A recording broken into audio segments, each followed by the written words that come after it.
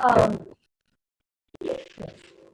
Okay. Yeah. No, we did consider very strongly whether the previous recommendation of resuscitation for 10 minutes is enough to actually close the book on a potentially very effective life-saving set of treatments and interventions. So the recognition that the recognition of the work of Wilkinson, Humler et al., who've followed infants with a 10-minute APGAR of 0, who showed that around 30% of them are discharged home when permitted to survive beyond the 10-minute mark, with often little to no significant sequelae, has led us to open the window and say resuscitation should not be stopped at 10 minutes if apparently futile, but according to parents' wishes and the team perception should be pursued for longer. Ms. Reen, do you have another question for the board? Yes, there is one question from Mohammed.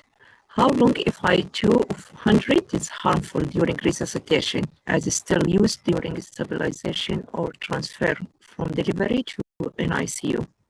I think this is for Dr. Sethi. Thanks, Nasreen. That's a difficult question to answer. As I mentioned when I was typing the answer, we clearly know that prolonged 100% O2 definitely is harmful in term babies. And the meta-analysis have shown even shorter duration of 100% O2 use to be associated with negative outcomes, including increased mortality. So there's no clear-cut answer to that question as to how long 100% O2 can be used. At least in animal studies, the use of 100% O2 for 30 minutes does a lot of damage, increases pulmonary vascular reactivity, increases superoxide anions, etc. I would love to hear Peter's comments on this topic as well regarding 100% O2 use, because there are quite a few delivery rooms all over the world where there are no blenders. So your choice is just either a self-inflating bag with a 21% O2 or 100% O2. So I'd love to hear Peter and Charles' comments as well. We did a little bit of work on that question, Sadian, to do with self-inflating bags, and found that by adjusting the flow to those bags, you can deliver less than 100% oxygen. I'd have to go back to the original resources, but by running flows at 2 or 3 litres per minute of 100% oxygen, you can get that oxygen delivery down to 40 or 50% and even below by dropping the flow. So it is possible to use a self-inflating bag and 100% to deliver less than 100% oxygen in practice. I sort of agree with the philosophy that if you're going to use 100%, use it for the shortest possible time.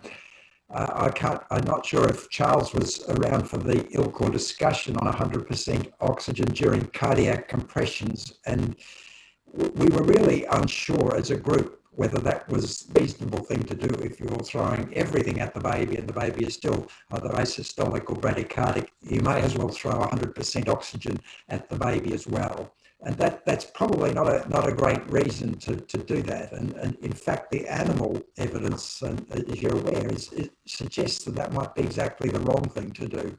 And certainly, if you start 100% oxygen, wean it as quickly as you possibly can. That's our philosophy. Can I ask a question, Nasreen, as you're preparing for the next one? So, Satyan, actually, it's a very interesting comment on the support study. You mentioned that the use of lower oxygen is associated with higher mortality. And if we go back to the support study for infants 24 weeks and 28 weeks, they did show actually in the NICUs and not during resuscitation that the use of lower oxygen was also associated with higher mortality and less survival. So I think it is interesting that you are showing also that this could be an association during the early Dina, that's a great comment. I think like everything else, doing things in moderation is probably the best way to go. I think the pendulum probably has swung too much in the other direction at this point, and I see many of my trainees very reluctant to increase FiO2 in the delivery room, even if the baby's SATs are 75 after 5 minutes. So I think we need to do this in moderation. The part I find very interesting with your comment is when Dr. Askey did her individual patient meta-analysis of the NeoProm trials. There's a table in the supplementary data which shows that when you look at babies randomized less than 6 hours to the low target versus high target among all the studies, support, boost, COT, etc., those that were randomized less than 6 hours were the ones who showed higher mortality. There could be a bit of bias here because support was one trial that randomized really early and COT waited before randomization. But if you take that aside, that really points out that not only during resuscitation, but the immediate post-resuscitation period is very, very important. And maintaining good temperature, ideal saturations during that period are also equally important. And NRP should stress on post-resuscitation care as well. So I think you're right. Doing things in the extreme will not work, and we need to have some moderation. Just like eating too much food causes obesity, starvation also can kill you. So it's important not to avoid hypoxia.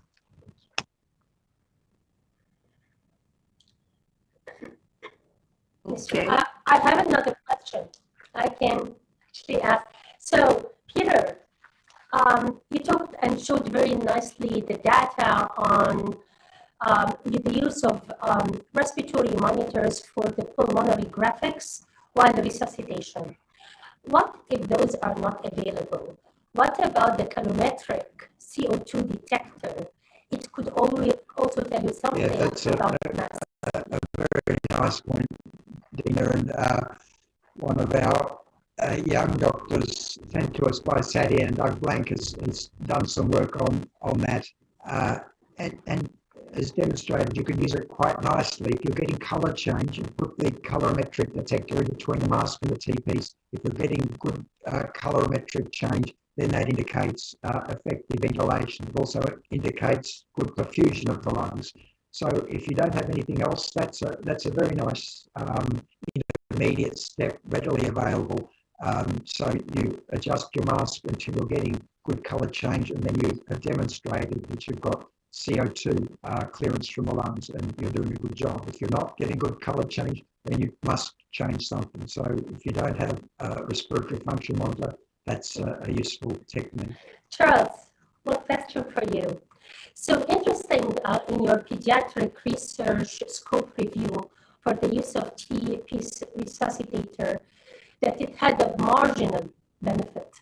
Although again, like everything in neonatology, we made a huge deal of it. I have one in every room in my 52 level 4 NICU. I have it in every resuscitation room. So why? Why is it without the gentle ventilation decreases pneumothorax?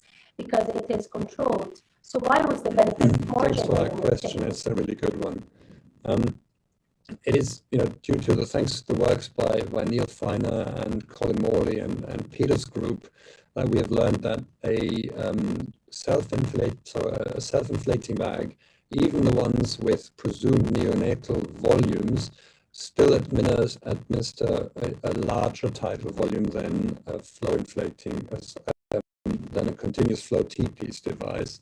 So it's conceivable that the limited pressures also result in limited tidal volumes and therefore are lung protective, as shown by animal experiments by Björklund and colleagues.